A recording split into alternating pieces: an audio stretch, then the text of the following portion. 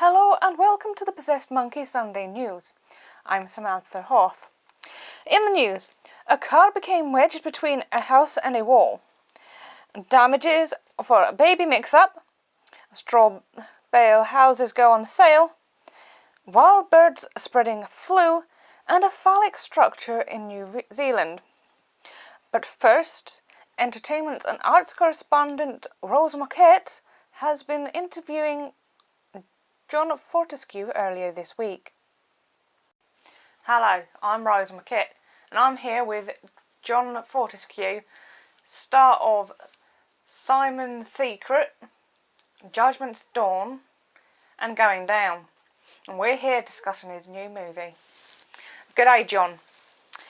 Your new film, 50 Cups of Grey, is described as a steamy romance. What can we expect? Well, it's certainly steamy in places. I mean, some places boiling hot. So, kind of like an affair around the office kettle then? Yeah, I suppose so, yeah. What was it like working with Tequila Johnston? Oh, she's a great girl. I mean, great actress. Pleasure working with her. What about the rest of the cast and crew? Is there any stories or rivalries there? No, pretty standard really, just got on with it. And what about the director? I've heard he's quite the hard taskmaster. He's not so bad once you get used to him. He's a bit of a taskmaster at first, but it gets better. Thank you, John. And now I'm going to leave you with the teaser trailer of John's new film, 50 Cups of Grey.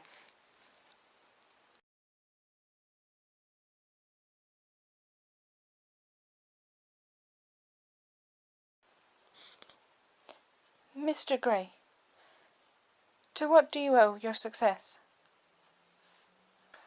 Well, some people say I have strange tastes. So steamy.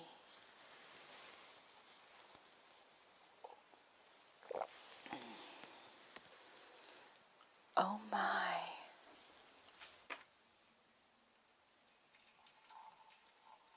A car became wedged between a house and a wall on Monday following an accident on Station Road. The car, a small hatchback, was seen to lose control before spinning across the pavement and landing between a wall and a house.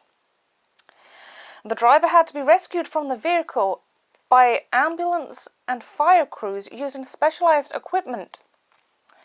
Witnesses described the scene as a strange ballet as the car pirouetted and turned across the road and pavement.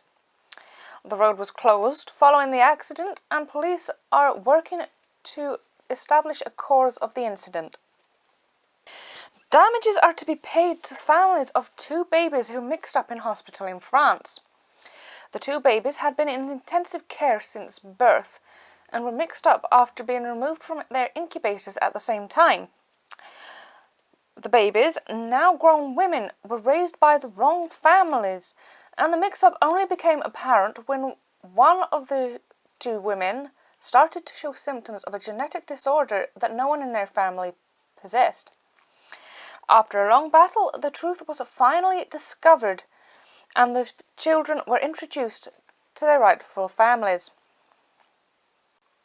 Straw bale houses are to go on sale for the first time this week.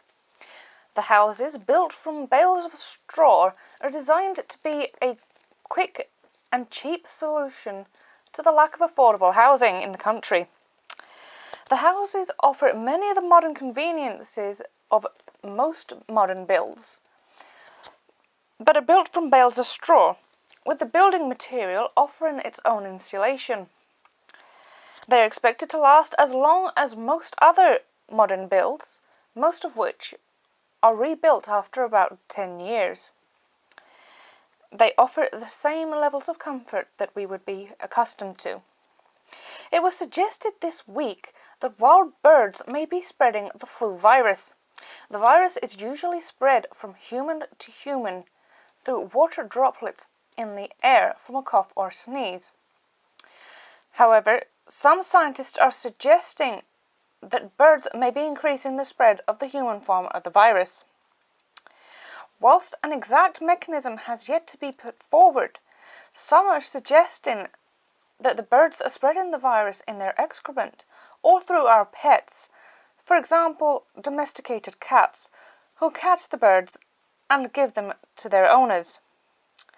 Fears have been arisen with wildlife activists who fear that this news may result in an attempt to cull all wild birds.